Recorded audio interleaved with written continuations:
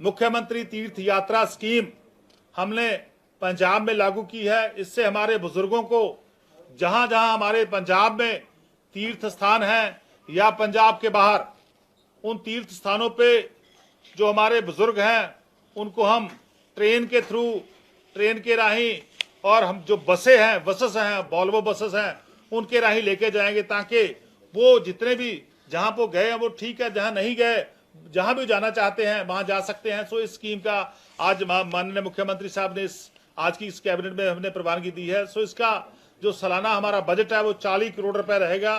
तो बिल्कुल हम पंजाब के डिफरेंट स्थानों से बसें भी चलेंगी और ट्रेन चलेंगी, और अच्छी ट्रेन जाएंगी, एसी ट्रेन जाएंगी, जिनमें हमारे बुजुर्ग जाएंगे, वो जाके यात्रा करके आएंगे। जैसे उदाहरण के लिए नांदेड़ साहब की यात्रा, उसी तरह वाराणसी की यात्रा, जो एक हमने सब कमेटी बनाई है, या वो सब कमेटी जितने भी और स्थान सुजेस्ट करेगी उस सभी पे जो ये तीर्थ यात्रा जाएगी, जो और हमारे बुजुर्ग हैं वहां पे जाके नतमस्तक होके आएंगे, वहां के आशीर्वाद लेके आएंगी। इसी तरह एक और इम्पॉर्टेंट डिसीजन आज की कैबिनेट में हुआ है, जिसमें जो हमारे पुराने केसेस हैं, जो जीएसटी रिजीम आने से पहले 2017 से पहले के जितने एक्ट थे, जिनमें से Punjab value added tax, Punjab VAT tax 2005, CST tax 1956, Punjab infrastructure development regulation act 2002, Punjab general sales act 1948, Punjab entertainment tax 1954, Punjab tax and luxurious 2009, Punjab institution and other building tax 2011। इनमें हमने वन टाइम सेटलमेंट स्कीम हम लेके आए हैं। जितने भी हमारे ओल्ड पेंडिंग केसेस पेंडिंग पड़े थे, उनके लिए हमने, जो हमारे ट्रेडर हैं पंजाब के, जो व्यापारी हैं पंजाब के, उनके लिए एक बहुत ही अच्छी स्कीम, उनके लिए गिफ्ट और एक तोहफा मैं समझता हूं इस आने वाले दिवाली के त्योहार पे सरकार लेके आई है।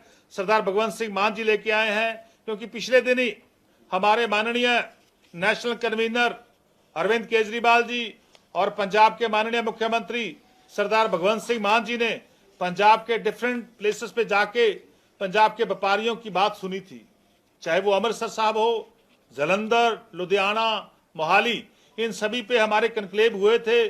वहां पे जाके बहुत सारी व्यापार की, जितनी भी व्यापार की एसोसिएशन थी वो आई थी, उन्होंने अपनी समस्याएं सरकार के साथ शेयर की थी कि हमारी ये समस्या है। उनमें से ये बहुत बड़ी समस्या हमारे सामने आई थी, तो हमने ये वन टाइम सेटलमेंट स्कीम जो है उसको आज लेके आए हैं। पहले भी 2 स्कीमें पुरानी कांग्रेस के समय आई थी, वो दोनों स्कीम जो है पंजाब में फेल हो चुकी थी, पर लेकिन ये तीसरी स्कीम जो हम लेके आए हैं, इसको बड़े अच्छे तरीके से, हमने विचार चर्चा के बाद इसको हमने डिसाइड किया है कि कैसे इसको लागू करना है। इसका एक हमने फॉर्मेट तैयार किया है। जितने भी टैक्स डिफॉल्टर, जिनने टैक्स नहीं भरा, किसी न किसी कारण वो टैक्स भरने से चूक गए, उनके खिलाफ जो पेंडिंग केस हमारे ऑफिसर साहिबान की कमेटियों में या डिफरेंट कोर्ट्स में पेंडिंग पड़े हैं, उनके लिए हमने जिनका टैक्स पेनल्टी और जो उसका इंटरेस्ट है, टैक्स पेनल्टी और इंटरेस्ट जो 1 लाख तक की अमाउंट बनती है, उनके लिए हमने उनको 100% वेव ऑफ किया है, यानी कि 100% उनको माफ कर दिया। जिनका 1 लाख तक बनता, क्या बनता है, 1 लाख तक टैक्स पेनल्टी और इंटरेस्ट, वो हमने बिल्कुल 1 लाख तक का बिल्कुल हमने 100% उसको माफ कर दिया है। और दूसरा जो 1 लाख से लेके जिनका 1 करोड़ तक, 1 लाख से लेके 1 करोड़ तक टैक्स पेनल्टी और इंटरेस्ट बनता है, उसको हमने 50% तक कर दिया। बस उसमें टैक्स और पेनल्टी जो 100% वेव रहेगा। सो ये स्कीम जो है 15 नवंबर से पंजाब में लागू होगी। 15 नवंबर से लेके 15 मार्च 2024 तक ये लागू रहेगी। सो मैं समझता हूं ये बहुत बड़ी राहत जो है पंजाब के लोगों को मिली है। इसी तरह जो एक्सग्रेशिया ग्रांट है, वो पहले उसको बढ़ा के डबल कर दिया गया। जो आदमी फिजिकल हैंडीकैप हो जाता था, जिसमें मैं समझता हूं 57% से लेके 100% तक जो हैंडीकैप हो जाता था या नकारा हो जाता था, उसको हमने उसकी एक्सग्रेशिया जो राशि है वो बढ़ा के 20 लाख से 40 लाख यानी कि दुगनी कर दी।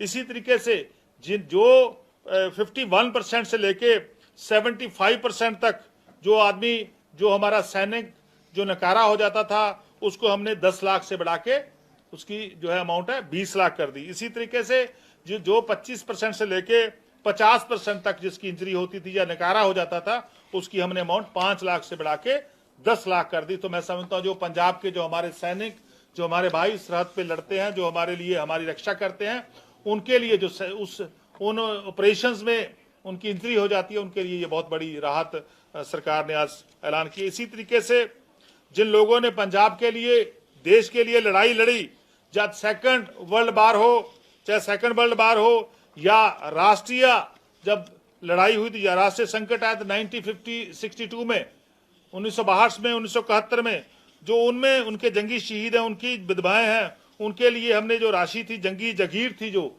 जगीर उनके परिवार को मिलती थी, वो पहले 10,000 मिलती थी सालाना, अब उसको बढ़ा के 20,000 किया। सो मैं समझता हूं ये बहुत बड़ा एक फैसला हमारे शहीदों के लिए हुआ है। सो आज के लिए बहुत ही बड़ा फैसला, क्योंकि काफी लंबे अरसे तो साडे पंजाब दे जिहड़े व्यापारी भरा सीगे, क्योंकि पिछे जे मानयोग मुख्यमंत्री सरदार भगवंत सिंह मान जी ਅਤੇ आम आदमी पार्टी के कौमी कन्वीनर दिल्ली के मुख्यमंत्री जो पंजाब के दौरे पर आए सीगे, तो बहुत सारे साडे ट्रेडर्स, बहुत सारे साडे व्यापारी भरा, चाहे जलंधर, अमृतसर विखे, लुधियाना विखे साडा जिहड़ा एक समागम होए सी, बहुत सारिया समस्यावां नूं सुनिया गया सीगा।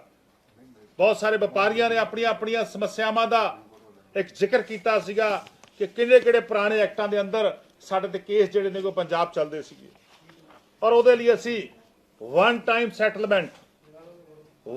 सैटलमेंट स्कीम लैके आयागे।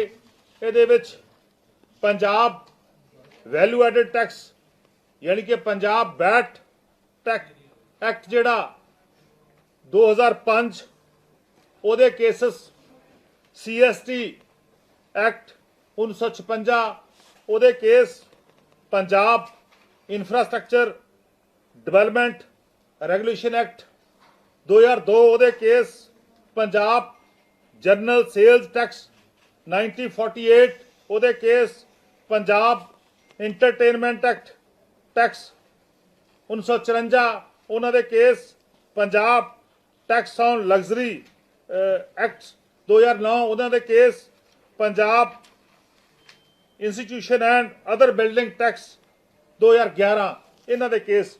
लगभग 61,847 केस बनते हैं हुण तक।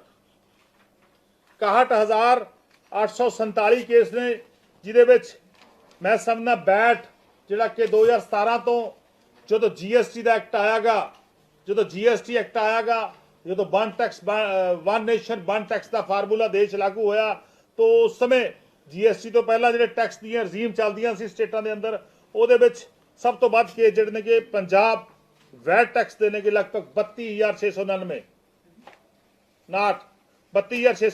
टैक्स जिहड़े केस सीगे वो पेंडिंग पए सीगे। ये सारिਆਂ ਨੂੰ ਅਸੀਂ बहुत बड़ी राहत जिहड़ी आ पंजाब दे ਅਸੀਂ ट्रेडर ਨੂੰ, पंजाब दे व्यापारियों देण जा रहे हैं।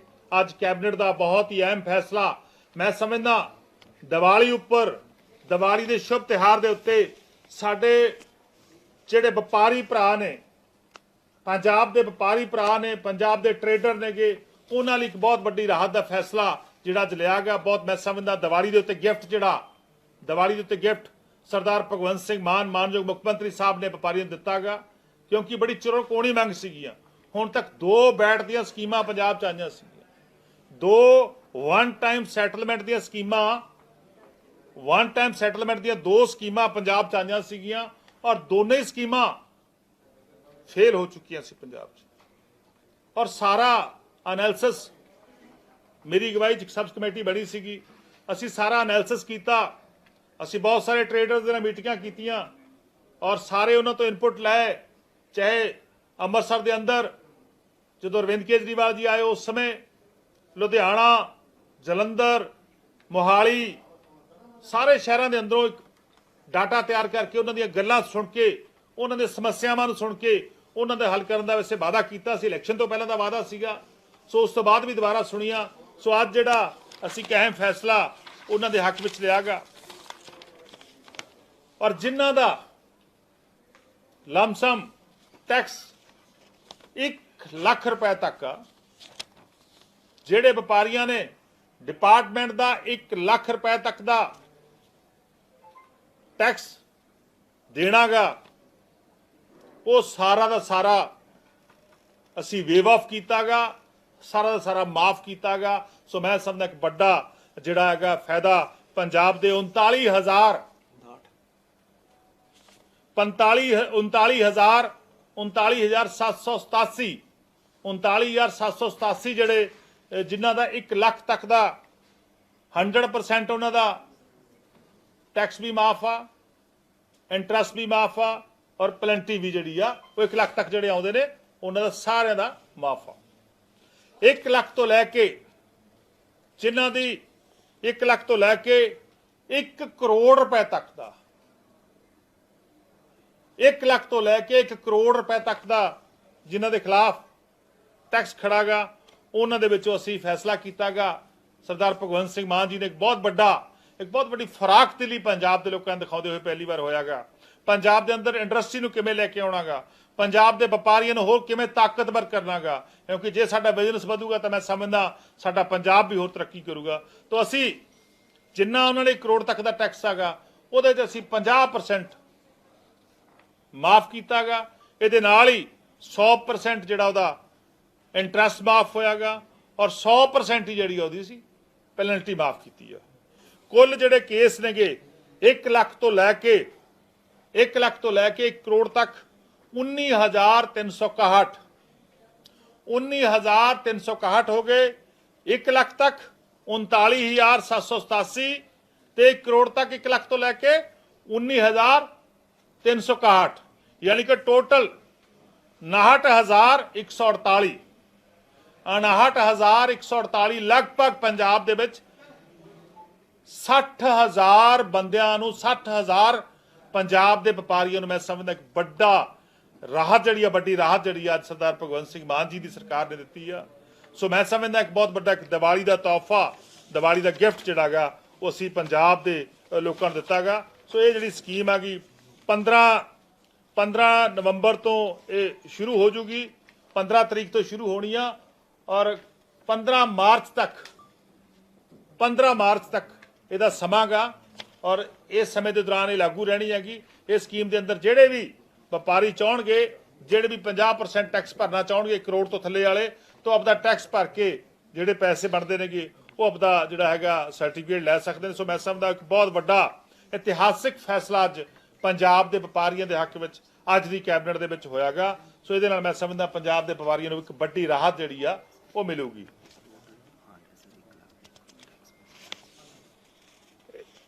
ਜਿਹੜੀ ਟੋਟਲ ਡਿਮਾਂਡ ਆ ਨਾ ਜੀ 1 ਲੱਖ ਤੱਕ ਤੋਂ ਲੈ ਕੇ, ਉਹਦੇ ਵਿੱਚ ਟੈਕਸ ਵੀ ਆ, ਇੰਟਰਸਟ ਵੀ ਆ ਤੇ ਪੈਨਲਟੀ ਵੀ ਆ।